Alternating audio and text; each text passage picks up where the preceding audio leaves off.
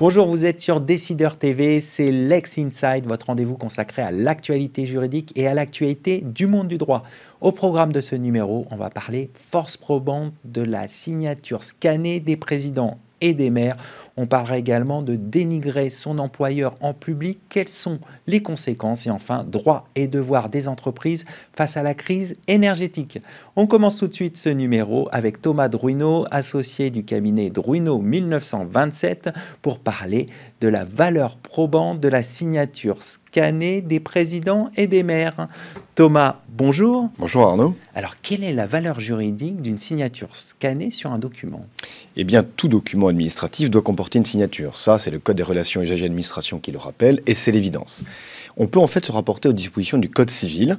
L'article 1367 rappelle également qu'un acte est authentifié, est certifié, si je puis dire, par sa signature.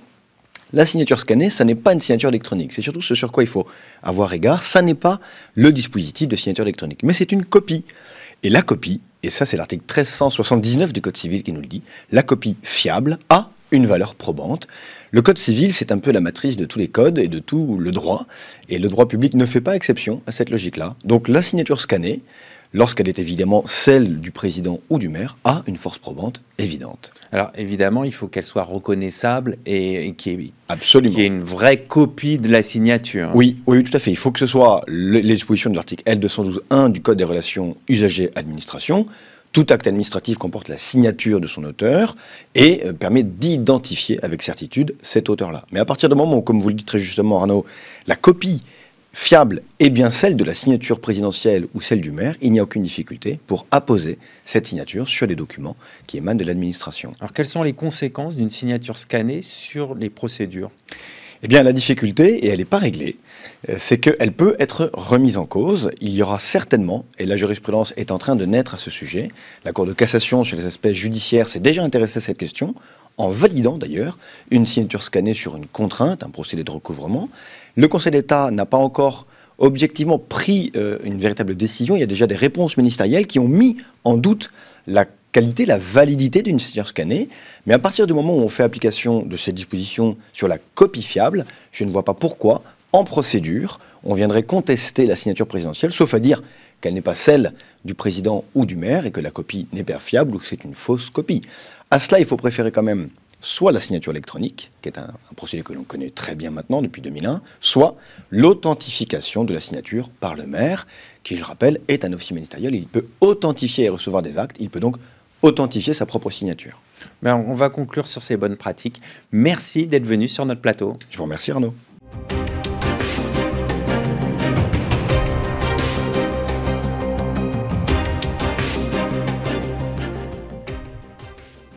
Vous êtes toujours dans Lex Inside sur Décideur TV. Dénigrer son employeur en public, quelles sont les conséquences? On va en parler tout de suite avec mon invité, Nicolas Drujon d'Astros, associé chez Drujon d'Astros et associé. Nicolas, bonjour. Bonjour Arnaud.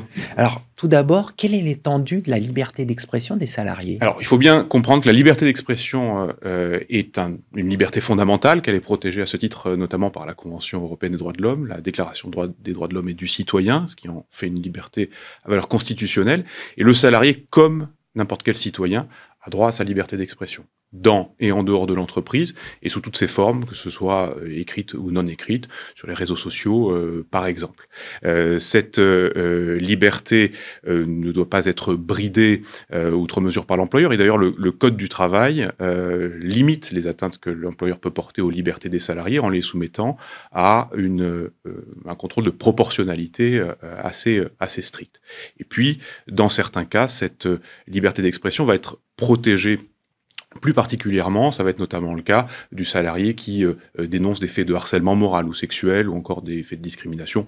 On pense aussi à la protection des lanceurs d'alerte. Mais elle n'est pas sans limite, cette liberté d'expression. Vous pouvez critiquer votre salarié dans votre entreprise, dans un sens mesuré, sans que ça n'entraîne nécessairement de sanctions, mais cette liberté peut être limitée de manière proportionnée et dans un sens qui doit être justifié par le but recherché par l'employeur, notamment dans le cadre du règlement intérieur ou de chartes, par des clause du contrat de travail, on pense à la clause de confidentialité ou à des clauses qui imposent un devoir de réserve. On peut penser aussi à la participation du salarié à un service public qui renvoie au principe de laïcité ou de neutralité du service public. Également, la liberté d'expression va trouver ses limites dans les abus dont elle est susceptible. Ces abus, au premier rang desquels on peut citer la diffamation et l'injure. Que se passe-t-il en cas de propos excessifs ? Alors, vous renvoyez à cette notion de propos excessifs qui complète finalement ces abus que sont la diffamation et l'injure. C'est une formule qu'on retrouve assez classiquement dans la jurisprudence. Elle couvre en fait des réalités diverses. On peut penser effectivement au dénigrement de l'entreprise ou de la direction de l'entreprise. Le dénigrement sont des propos qui portent atteinte à la réputation, qui jettent le discrédit sur l'entreprise ou qui renvoient à une critique excessive ou systématique de l'entreprise. Mais ça peut être aussi des accusations non fondées, des propos malveillants, des menaces, des invectives, des propos sexistes ou à connotation sexuelle ou raciste, des propos répétés qui renvoient à la notion de harcèlement moral ou de harcèlement sexuel lorsqu'ils sont dirigés à l'égard d'un autre salarié de l'entreprise, ou encore des propos méprisants, blessants, grossiers, agressifs. Donc on voit qu'il y a finalement une diversité dans ce propos et dans cette notion de propos excessif. Ce caractère excessif va être apprécié différemment selon le contexte, selon le destinataire de ces propos. Il peut être apprécié aussi différemment selon l'auteur. Et on pense notamment à finalement la liberté d'expression peut être plus importante dont jouissent les représentants du personnel qui ont à défendre les intérêts individuels et collectifs des salariés. Protégés. Voilà, protégés. Et là, ils ont finalement un droit à la polémique, quelque part. La liberté d'expression renvoie à la liberté syndicale, particulièrement dans les instances représentatives du personnel ou à l'occasion de conflits sociaux. Qu'en est-il des sanctions pour un salarié qui abuserait de cette liberté d'expression ? Alors, on a dit effectivement cette liberté d'expression est susceptible d'abus, mais tout est question ici de mesure et de proportionnalité en fonction des circonstances. Il ne faut pas se limiter à s'attacher aux propos qui ont été tenus. La sanction d'un abus de la liberté d'expression, c'est une immixtion de l'employeur dans la liberté d'expression, c'est une façon de la limiter, et le juge qui serait saisi de ces sanctions va se livrer à un contrôle strict de proportionnalité. Il va falloir s'attacher non seulement à ces propos, mais également, je le disais, à la qualité de leur auteur, au contexte dans lequel ils ont été tenus, au caractère public ou non, et s'ils sont publics finalement au spectre de diffusion de ces propos, au caractère isolé ou répété des propos qui ont été tenus, ou encore à la qualité des destinataires, ou au préjudice ou au trouble que ces propos ont pu provoquer. Alors, l'employeur va disposer de l'ensemble de l'échelle des sanctions qui peut figurer dans son règlement intérieur, avertissement, mise à pied, licenciement. Bien souvent, en matière d'abus de la liberté d'expression, on pourra caractériser l'existence d'une faute grave qui, on le rappelle, en cas de licenciement, est privative d'indemnité de licenciement et de préavis. Et dans des cas extrêmes, on pourra aller sur le terrain de la faute lourde qui va supposer néanmoins de l'employeur qu'il démontre une intention de nuire, ce qui n'est pas chose facile, et il faut bien comprendre que des propos malveillants ne constituent pas en eux-mêmes et ne reflètent pas en eux-mêmes l'intention de nuire. Donc il va falloir dépasser cela, ce sera notamment des hypothèses de dénigrement systématique. Ce qui est important, c'est que l'employeur mesure bien les faits et les soupèse à leur juste mesure, justement. Parce que, comment doit-il faire ? Bien, encore une fois, c'est la nature des propos, le contexte, l'environnement, mais si ces propos ne sont pas fautifs, la sanction qu'encourt l'employeur qui licencierait un salarié pour avoir usé de sa liberté d'expression encourt la nullité du licenciement. Cette sanction, elle peut être assez redoutable. Pourquoi la nullité ? Parce que la jurisprudence de la Cour de cassation nous dit que le licenciement prononcé, même pour un motif qui repose partiellement sur la violation d'une liberté fondamentale, est nul.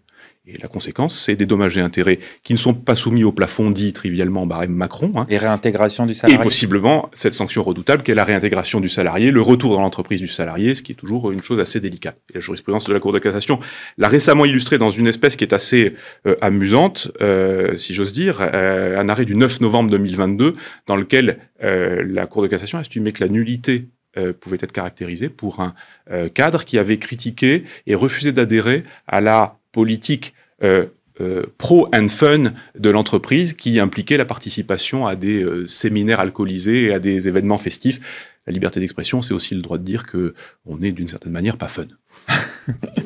C'est très justement dit. Et pour conclure rapidement, que se passe-t-il en dehors de l'entreprise? Est-ce que si le salarié tient des propos dénigrants, par exemple, par rapport à son employeur, que risque-t-il? Alors, le principe, c'est que l'employeur ne peut pas normalement sanctionner des faits qui relèvent de la vie privée ou personnelle du salarié. Mais c'est un certain nombre d'obligations qui découlent du contrat de travail se prolongent au-delà du temps et du lieu du travail. Et c'est notamment l'obligation de loyauté du salarié. Cette obligation de loyauté, même en l'absence de clause du contrat de travail, elle s'impose au salarié. Et cette obligation de loyauté, elle peut imposer en dehors du temps et du lieu de travail de ne pas diffamer, de ne pas dénigrer son employeur. Un récent arrêt du 15 juin 2022, a eu l'occasion de le rappeler, on était dans une espèce de réception privée à l'occasion de laquelle une salariée avait tenu auprès d'un autre salarié en présence de ses amis des propos diffamatoires à l'égard de la direction. La Cour de cassation a jugé que même tenu en dehors du temps et du lieu du travail, le licenciement pour faute grave était fondé. On pense aussi à l'usage des réseaux sociaux et aux publications que les salariés peuvent faire sur ces réseaux. Il faudra ici s'attacher non seulement à caractériser l'abus, mais il faudra également s'attacher au caractère public et au spectre de diffusion, encore une fois, de ces publications, ou au caractère, au contraire, restreint à un petit nombre. Un petit cercle. Voilà, un petit cercle qui, là, permet d'exclure le caractère public et donc le caractère fautif des propos. On va conclure là-dessus. Merci pour votre éclairage et de votre passage sur Lex Inside. Merci Arnaud.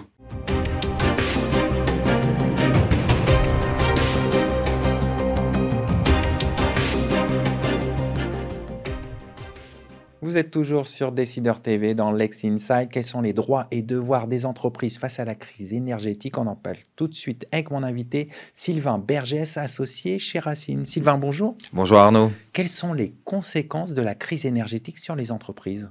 Alors les conséquences sont aujourd'hui extrêmement fortes, vous le savez. Elles sont de deux ordres. Un premier ordre qui est financier, puisque les prix de l'énergie ont largement augmenté. L'INSEE, l'Institut de statistique, nous donne des chiffres assez incroyables, plus de 50% depuis 2007. Et l'année 2022, bien évidemment, traduit une augmentation extrêmement forte des prix de l'électricité et du gaz. Le deuxième sujet, c'est un sujet de rareté, puisque cette énergie, qu'elle soit le gaz, pour une part venant de Russie, et on sait que le conflit ukrainien a un impact direct sur cet approvisionnement, mais aussi venant, pour ce qui concerne l'électricité, de notre parc électronucléaire. On sait qu'il y a des révisions, des réparations en cours. En janvier 2023, 15 centrales sur 56 sont a priori indisponibles. Et donc on a un deuxième sujet pour les entreprises, qu'un sujet de rareté, au-delà même du prix, qui conduit parfois certaines d'entre elles à se poser des questions concernant le délestage, c'est-à-dire le fait de ne pas pouvoir avoir cette énergie, de ne pas en profiter pour pouvoir faire fonctionner la ligne de production.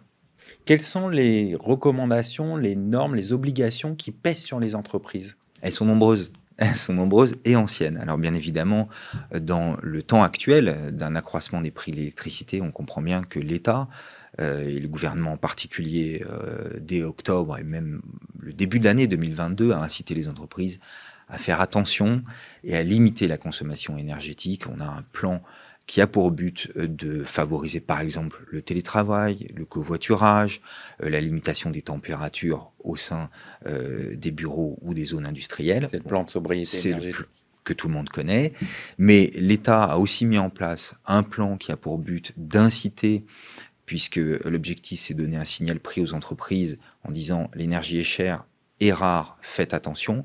Envisagez aussi que cette énergie qui vous est distribuée permette aussi d'améliorer votre outil de production, votre rentabilité, mais aussi permettre de décarboner votre industrie, votre mode de production.